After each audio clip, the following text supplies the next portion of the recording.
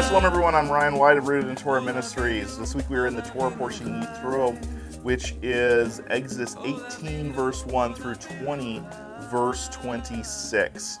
This is the great Torah portion where we have the 10 commandments, and guess where we're going to spend our time at? We're going to spend them in the 10 commandments. There's some really awesome stuff we got planned for this half hour, so I hope you stick with us and enjoy the show. Let's begin by blessing our Creator who's blessed us with this week's Torah portion. And it reads, Baruch et Adonai hamvarak, Baruch Adonai hamvarak le'olam va'ed, Baruch atah Adonai Eloheinu melech haolam, asher bachar banu mikol amim ve'natan lanu et Torato, Baruch atah Adonai noten ha-Torah. Amen and amen. All right, so we begin this with these words. It's interesting how the structure begins. In the Hebrew, Vaydaber Elohim et kol hadevarim ha'elev leomer, which says, Then God spoke all these words, saying, I am the Lord your God who brought you out of the land of Egypt, out of the house of slavery. Now, why is that significant? Why am I going to stop there rather than going on to the meaty stuff, the actual commands? Well, we need to set the tone and understand what is going on here. And if you remember back to, if you've been following along with me for a while here, when I've done some stuff on the book of Deuteronomy, we discussed how the book of Deuteronomy is, in fact, a covenant document, and specifically what's called a suzerain vassal treaty. This is the law code format that was used throughout the ancient Near Eastern nations. Why is that significant? Well, because it gives us an understanding of the structure and why things are said in a certain way. This begins with, then God spoke all these words. Let's go and let's look at the book of Deuteronomy. Let's look at how the book of Deuteronomy begins. Look at how this begins. And these are the words which Moses spoke. Why does it have to use words? In our Hebrew, again, it's this word hadevarim. Why is that so significant that needs to be written in there? Why couldn't he just say, just start off, I'm the Lord your God? Why does he have to say these are the words? Well, that's because this is, again, specific treaty format. And so this was well known. This is how you start off this sort of treaty. I want to take you to the treaty between Marsalis and Dupi Teshuv of Amuru. This is from, let me go back here. This is from the book Ancient Near Eastern Text by Pritchard. I keep mentioning this one. Hopefully you got it. Great book. And this is page 203. And if you'll notice, this is all written out in a covenant treaty format. The preamble, look at what it says here.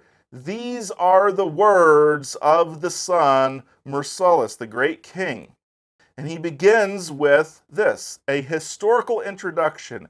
He recounts what he has just done for Dupi Teshub, for Dupi Teshub's grandfather, for his father, and stuff like this.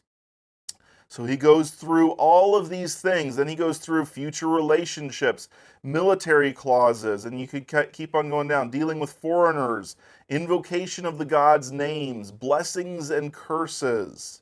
We'll see a lot of similarity in structure to the Ten Commandments, and also especially to the book of Deuteronomy. So this explains why he starts out with the statement, and God spoke all these words. To an ancient audience, they would have immediately recognized by just that statement, we're dealing with covenantal language. We're dealing with a suzerain vassal treaty relationship. And realize, who was Moses? Who was he? Where was he raised? He was raised in the court of Pharaoh.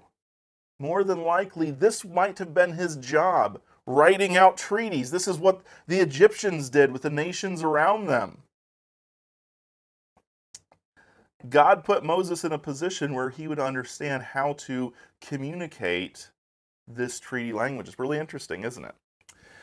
So he says, I am the Lord your God who brought you out of the land of Egypt, out of the house of slavery. Why? They're there at Mount Sinai. They're like, Well, of course. Why are you repeating this? No. This is that historical prologue. It's important within a treaty document to set out the historical relationships and show what the greater party has done for the lesser party, what the suzerain has done for the vassal. Why? Because treaties, because Torah, the law code in the Torah, is based on grace. It's not Torah and then grace. It's grace and then Torah. That's how it works. That's how it's clearly laid out here in Scripture. I am the Lord your God who brought you out of the land of Egypt, out of the house of slavery. Hey guys, guess what? Remember just a couple weeks ago? You were slaves. I took you out of there. I rescued you. You're no longer slaves in Egypt. You owe me a debt of gratitude. You want to show me your gratitude? Okay, here's how you're going to do it. You've been given grace. Grace is not a card to get out of jail free and do whatever you want. Even Paul is clear on this. You've been given grace to become a slave to Messiah Yeshua.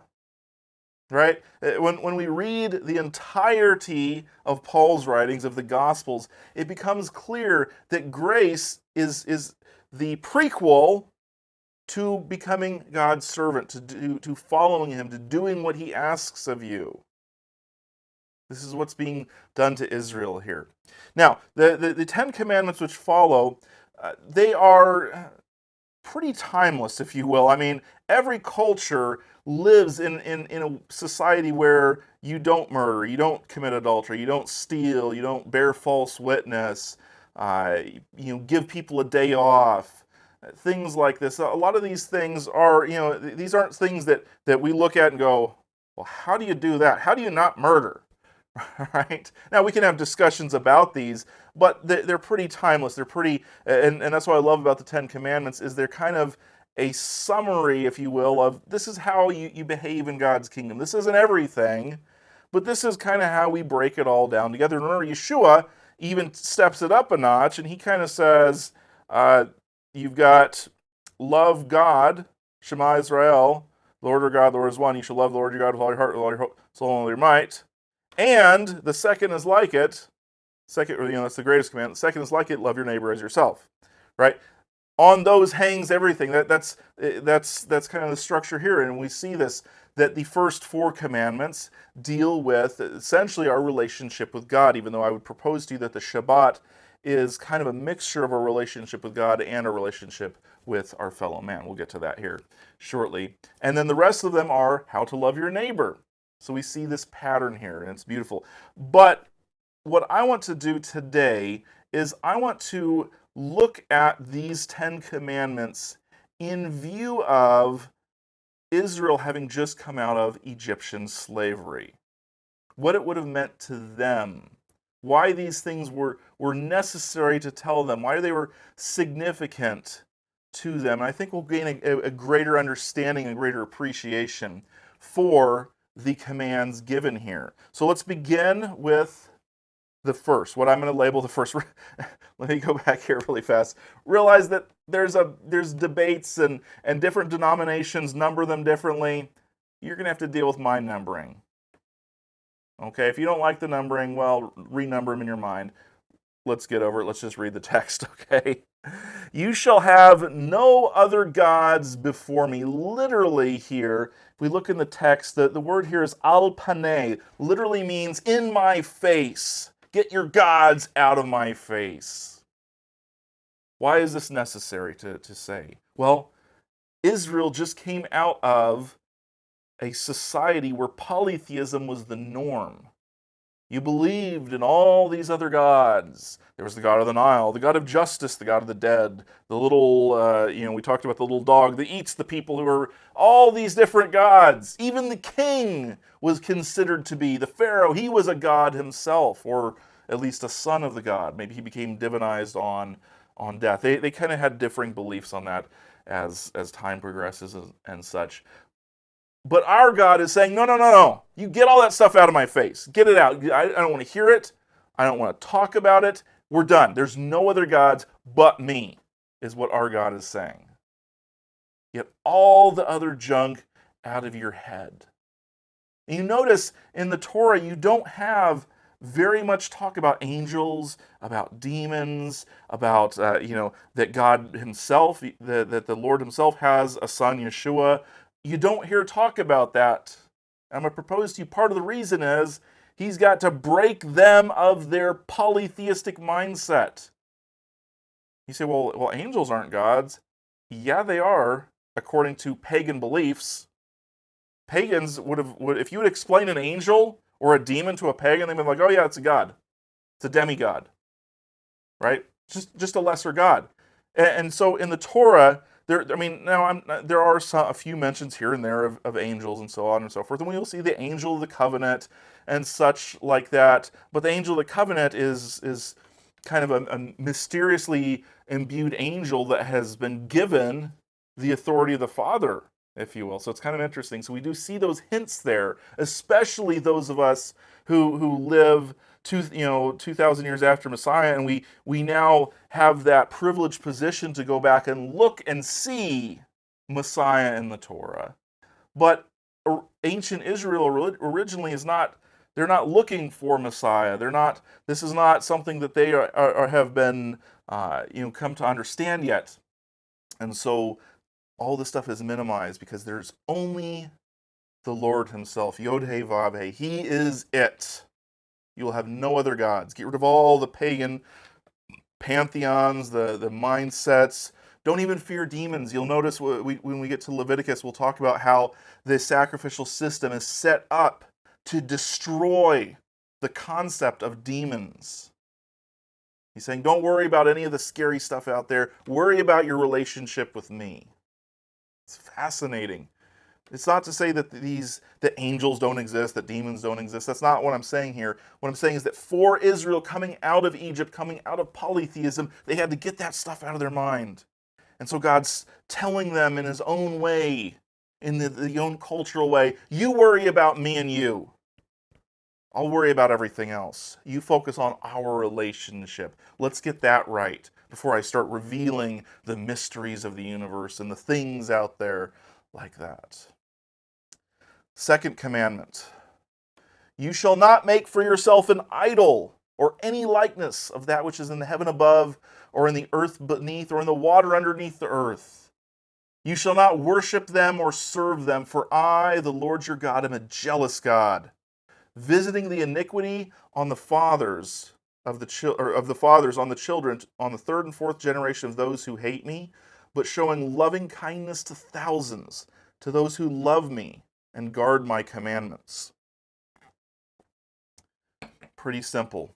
You don't worship other gods. You don't make idols. They came from a society where every single god had to have an image.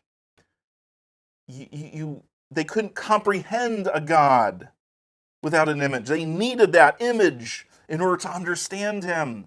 How do you please a God that has no image? How do you set limits on? How do you understand Him? You realize we may have not have idols, but sometimes we can set up idols in our hearts. When we start to compartmentalize God, when we start to say, this is what He must do, this is what He can't do, we're setting boundaries on Him. We're creating an image of God, and God says, no. You can't. When we go to, let's look at what Job, in the book of Job, we see Job's friend say this. I was just looking over this earlier today. Job's friend tells him, can you discover the depths of God? Can you discover the limits of the Almighty? They are as high as the heavens. What can you do? Deeper than Sheol. What can you know? Its measure is longer than the earth and broader than the sea. If He passes by or shuts up or calls an assembly, who can restrain Him? For He knows false men and He sees iniquity without investigating. An idiot will become intelligent, and the foal of a wild donkey is born a man. Our God is bigger than our imaginations. He's bigger than anything that we can comprehend, and certainly bigger than anything we can sculpt And so he says no images of himself, no images of any fish of the sea or birds of the air or anything. You don't make images and bow down and worship them. Israel had just come out of a society. That's how they understood things. You gotta realize, to us, we're like, okay, that's easy. I mean, none of us have grown up worshiping idols. That's what they did. That was the very core essence of their worship. Imagine if God came to you and said, I don't want you to meet in any building, I don't want you to sing any music, and I don't want you to read the Bible, but I want you to worship me on Shabbat. You'd be like, so what am I supposed to do? Well, let me tell you, right? That's how shocking it would have been for them in a culture where that's how you worship gods. You had an image. And we go back to, if we remember back in Genesis, who is the image of God? Human beings are supposed to be. God doesn't have an image. We are supposed to be in his image, to conform to his likeness, not to make images of the creation and then worship them. We are to be his image bearers. We get down to the next commandment. This one sometimes is a little bit tricky. There's some arguments over what this means. You shall not take the name of the Lord your God in vain. For the Lord does not leave him unpunished who takes his name in vain. Wow, what does that mean? Take his name in vain? Well, what it does not mean is saying OMG, and you know what I mean there, or GD, or any of these things. Now, I'm not saying that those are okay to say, but that's not what this commandment's talking about. It's not talking about mispronouncing his name. It's talking about misusing his name. You got to realize, let's go right back here, okay? Let's go back to these ancient Near Eastern texts by Pritchard, and I want to take you down to the section here. Here we go. Invocation of the gods. The sun god of heaven, the sun goddess Severina, the storm god of heaven, the Haitian storm god Ceres, blah, blah, blah, blah, blah, blah, blah, god of this, god of that. They had gods of everything. Sin, the Lord of the oath, Ishara, the queen of the oath. Can you imagine living with this many gods? We get down here to the end. Look at this. Let these be witnesses to this treaty and this oath. That, my friends, is a significant statement. That lets us understand better what it means to take the Lord's name in vain. You see, if you were suspected, should I say, of doing something wrong, and they didn't have absolute proof, but they had a strong suspicion, you could get out of it by swearing an oath on the name of your God. I swear by the name of, insert my name, God's name here, that I did not steal this, or I did not do this, and they would let you go. Why? Remember last week we started talking about honor and shame. Because it was believed that now by swearing an oath on the name of that God, you now called into question that God's honor. And if that God is an honorable God and you're a liar, he will punish you and reveal that you did something wrong. If he's a dishonorable God, he'll let you get away with it. And so this commandment is about not using the name of our God in a vain oath, in a lie, because that puts his reputation on the line. Do you think he's going to take a little bit of concern for his name, for his reputation? Yeah, we see that a lot. In Romans, we see that Paul talks about this in Romans, about the name of God being blasphemed among the Gentiles because of you. Let's go there really quick. This is in Romans 2. And here we go. This is where Paul just lays it out. It says, if you bear the name Jew and rely upon the law and boast in God and know his will and approve of the things that are essential, being instructed out of the law, and are confident that you yourselves are a guide to the blind, a light to those who are in darkness, a corrector of the foolish, a teacher of the immature, having in the law the embodiment of knowledge and truth. You therefore who are teaching one another, do you not teach yourselves? You who preach that one should not steal, do you steal? You who say, do not commit adultery, do you commit adultery? You who abhor idols, do you rob temples?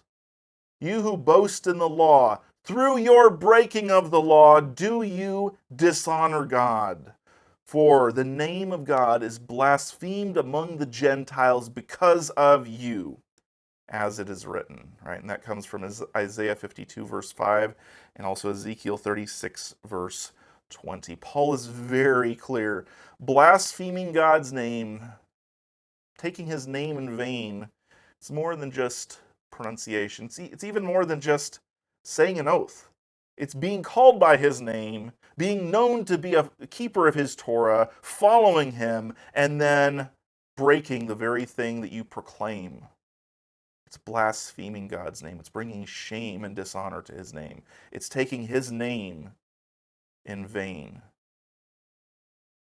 How does this connect to the Exodus? Pharaoh was believed to be a god. What did Pharaoh do? He probably swore on the names of his gods. We don't know what he swore on. We don't know if he swore, but he said he let Israel go. And what did he do? He lied. He lied and chased after them. And we know what happens then. And I would say that's a pretty stark reminder to the Israelites of what it meant if you go back on an oath that you took. We get to the next commandment. Remember the Sabbath, the Shabbat day, to keep it holy.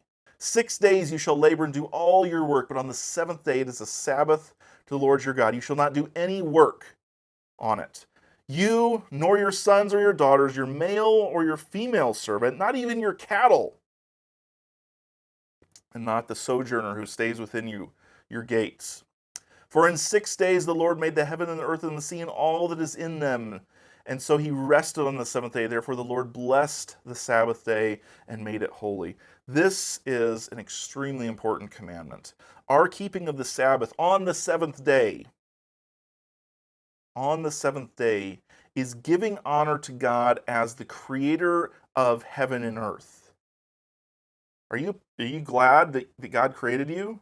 Do you appreciate the fact that he created this entire world? And not just created it, but got it to run perfectly.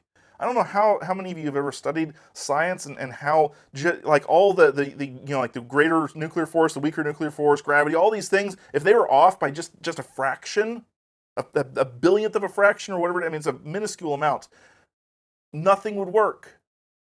Life would cease. Are you glad that God did that? Give him 1 day of the week. Not only give him 1 day of the week, but give your children a day off. You got to realize, Israel was slaves in Egypt. Do you think that they got the Shabbat off? No. You're a slave. You don't need a day off. You just work and work and work and work and work. 7 days a week, work, work, work. Now God's telling them, you must not do that to those under your care, to your servants, to your children, not even to your animals, and not to yourself. See, God tells us we got to respect ourselves as well. Honor your father and your mother, that your days may be prolonged upon the land which the Lord your God is giving you. Guess what? In Egypt, if you were an elderly person, what do you think would happen? You're useless. You can't work hard. You can't produce. You're cast aside. No support, left to die because you're not producing for society. God says, enough of that. You honor those who brought forth you into this life. You honor your father and your mother, not this slave mentality that they had in Egypt. You shall not murder. Pretty simple, don't murder. You got to realize the ancient Near Eastern law codes did not consider it to be murder, though, if you killed your slave. If you killed someone of lesser importance, it wasn't murder. You might just have to pay someone for their slave if you killed someone else's slave. God's saying, no, You don't take human being life. Doesn't matter if you're the king and you're killing the lowest of slaves. That is murder. If it is, again, intentional. There's a difference between murder and manslaughter and unintentional, right? You shall not commit adultery. Guess what? Slave women in Egypt had no rights. If the master desired them, he had the right to engage in intercourse with them. That was their custom. They didn't think anything of it. That's just what she did. You shall not commit adultery. Cutting off that practice. You shall not steal. Guess what? Slaves had no rights, no property. The master could take whatever he wanted. He could just take it. People didn't have property rights. And here in this one simple little sentence, just 2 words. If you look over here in the Hebrew, this is really cool for these last 3 commandments. You shall not murder, right? Lo tirtzach. Lo tinaf. Lo tigno. Let's see. Yeah, tignov. 2 little words there. And he crushes this concept that some people are lesser, that you can just take whatever you want. Takes it out. You shall not bear false witness against your neighbor. Now remember what Pharaoh did.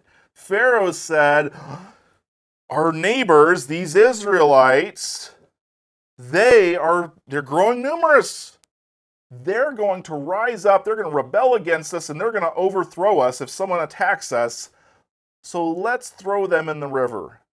He was bearing false witness that they would try to overthrow them. And you see, a lot of times we say, oh, well, what's wrong with telling a little lie? Look at what he did. Oh, it's just a little lie. They're going to take over the country. One little lie ended in the deaths of who knows how many babies.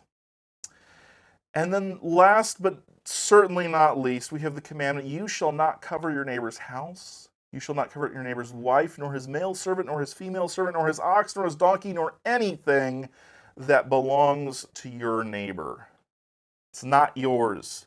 Don't even desire it. See, they lived in a society that had an animalistic mentality. Slaves. You think about how it is in North Korea and their slave labor camps. Have you ever listened to someone report on that? The North Koreans encourage the people in these camps to spy on one another for rewards. Children will turn in their parents for doing something minor, and their parents are killed in front of them so that they can get some sort of reward. Slavery and this harsh slavery, in order to control them, they put this animalistic mindset into them that's just looking out for number one. Thou shalt not covet says you shall not just look out for number one. Everything that Israel has at this point is a gift from God. You shouldn't have any desire for anything that belongs to anyone else. Let's finish here because we're out of time again. Baruch atah Adonai Eloheinu melech haolam, asher natan lanu Torah temet v'chei olam nata beitokenu. Baruch atah Adonai noten ha-Torah. Amen and amen. I'm sorry that we had to finish up quickly there, but I pray that you got a blessing out of this. Again, check out the website, rootedintorah.com. We will see you next week. May God bless you and keep you. Shalom, everyone.